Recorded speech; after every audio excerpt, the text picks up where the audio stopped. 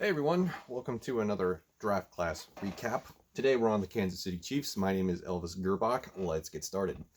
All right, so Kansas City Chiefs. This is the 16th episode of draft class recaps. We've made it halfway, guys. I can't believe it myself. All right, but in perspective, the Kansas City Chiefs heading into the 2020 NFL draft did not need much. It felt like a pretty complete team. There was a few ideas brewing around of what could potentially be their first round pick. A lot of people opted to talk about them being a potential trade back team. Somebody could come back into the first round, get a quarterback with a fifth-year option at the 32 spot. But they held their own and decided just to stay the course in the first round and then let the rest of the draft fall to them. Now, what were the team needs going into this? Well, I thought it was going to be corner, interior offensive line. Everything kind of felt like a luxury pick other than maybe those two spots. Because honestly, how do you beat this team? No one's been able to do it so far, except for the Patriots 2 years ago. So with that in mind, let's talk about the draft. Round 1, pick 32, Clyde EdwardsHelaire, running back from LSU. This was a surprise pick for most people because he was the first running back off the board, and everybody that was in the betting pool that had no running back in the first round, y'all lost, and that sucks. But yeah, Jonathan Taylor was still on the board. J.K. Dobbins was still on the board. DeAndre Swift was a player a lot of people had projected to go in this spot, but it ends up being Edwards-helarie. He finished his career at LSU with 370 carries, 2,103 yards, and 23 touchdowns on the ground. On receiving, he had 69 receptions, nice, and 595 yards and 1 touchdown. Last year, he was second in the SEC for rushing yards and attempts with a respective 215 and 1,414 yards on the ground. And he was also number 1 in the SEC in rushing touchdowns with 16, and number 1 in the SEC with yards from scrimmage with 1,867. So he is a threat out of the backfield and a pretty good running back to boot. A lot of people have come up with this Brian Westbrook comparison, which is an interesting comp that I kind of believe in, given the Andy Reid offense. And I think that might be a film room episode coming up in the near future. We'll take a look at this running back and maybe some old clips from Brian Westbrook in the Eagles offense. So is it a good pick? For what they do on the field, yeah, it's okay. Would I have taken him at this spot? Is he a first round running back? Debatable. I mean, you could pretty much plug, any of the running backs into this spot and probably get the same mark. People probably would have praised DeAndre Swift better just because he was the consensus. Well, maybe not the consensus, but I would say a majority viewed him as the number 1 running back in this class. So it's really just debatable. It depends on what your flavor of the week is. Moving on, second round, pick 63, Willie Gay Jr., linebacker from Mississippi State. Willie Gay Jr. represents a linebacker who ascended late in this draft and probably also represented one of the last good ones in the tier 2 or tier 1 even. Well, I wouldn't say tier 1 because Patrick Queen and Kenneth Murray are probably tier 1, and then Willie Gay Jr. was somewhere in tier 2. But he probably represents the last of the tier 2 options in the draft when it comes to available linebackers. Finished his career with 99 tackles, 6 sacks, and 3 interceptions. Definitely is going to fill a position that the Chiefs needed to upgrade. Moving on, round 3, pick 96, Lucas Niang, offensive tackle from TCU.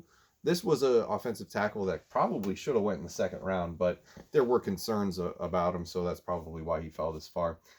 Somebody I thought definitely that could have been picked up by the Vikings, but we got Ezra Cleveland, so I'm not too upset about it. Moving on to round 4, pick 138, L'Jarius Sneed, safety from Louisiana Tech. Interesting player, 177 tackles for his career at Louisiana Tech, 8 interceptions, 19 passes defended, was number 3 in Conference USA last year with 3 interceptions. The secondary kind of played out of its mind for the playoffs for the Kansas City Chiefs, but still heading in to the offseason, it was a position of need, and they needed to add some pieces. But I didn't think safety would be the first option that they would go with in this draft, given the number of picks that they had. But that's the route they decided to go. Moving on, 5th round, pick 177, Michael Dana, edge rusher from Michigan. Spent a lot of time at Central Michigan before transferring to Michigan for his last season. Career finished with 189 tackles and 18 sacks, and he really peaked 2 years ago in his last season at Central Michigan before the transfer, where he finished number 6 in the Mid-American Conference in tackles for loss with a total of 14. So he's somebody who can definitely get in the backfield. The question is, can he do it against big-time competition? Moving on to their last pick, round 7, pick 237, Thakarius Keys, corner from Tulane. Interesting note on NFL.com's draft tracker, they have him listed as Bo Peep Keys, so maybe that's a nickname that I'm not aware of. Again, this is probably, it's just interesting to wait on corner when it's a decent cornerback class, and to wait until the 7th round to address it for a guy who's probably not going to do much more than special teams work. I don't know what the strategy is behind that. And so I'm interested to see how the cornerback pool plays out for the Chiefs heading into the next season. But Keys had a respectable 95 tackles, 2 interceptions, and 15 passes defended for his college career. So that is the Kansas City Chiefs 2020 NFL Draft. Not a lot of picks, not a lot of flash, a controversial first-round selection in a running back, and an interesting wait and see what you get in the 7th round for corner, which is a position a lot of people had heading into the draft as a potential pick that they would make in the 1st round, either that or interior offensive line. What can you say about this draft for a team that seems to be pretty well set, that didn't need many more pieces, and is absolutely completely dominating this league for the past 2 seasons, save one slip-up at home in the AFC Championship game 2 years ago? It is what it is. Now, the running back position, I'll just end it on this note. The running back position, if I haven't mentioned it already, and I think I have, but if you haven't seen all of my videos, then you may not be aware of this, but when it comes to the running back position, I am of the theory of thinking that running backs in this league don't matter, and you can plug and play just about anybody that you want as long as you have a decent scheme, good coaching, and a good offensive line. Even if those 3 things are a little out of sync, you can still have production from a running back as long as you don't slip up and get somebody like Trent Richardson.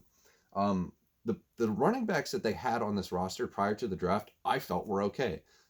Damian Williams, I think the other guy was Darwin Thompson.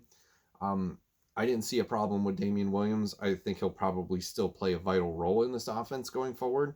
But to spend your 1st round pick on a running back that is not DeAndre Swift, J.K. Dobbins, or Jonathan Taylor feels like a very big time luxury pick to make. It reminds me of many years ago when the Rams won the Super Bowl and they spent their 1st round pick on Trunk Candidate. And that didn't exactly work out to the best. I mean, they had Marshall Faulk still for a number of years, but he didn't become a big-time, big-name running back in this league. I don't even know if that is an obscure reference or if people are going to remember him. So that is my take on the Kansas City Chiefs 2020 NFL Draft. Thank you very much for watching. See you in the next one. We're halfway home.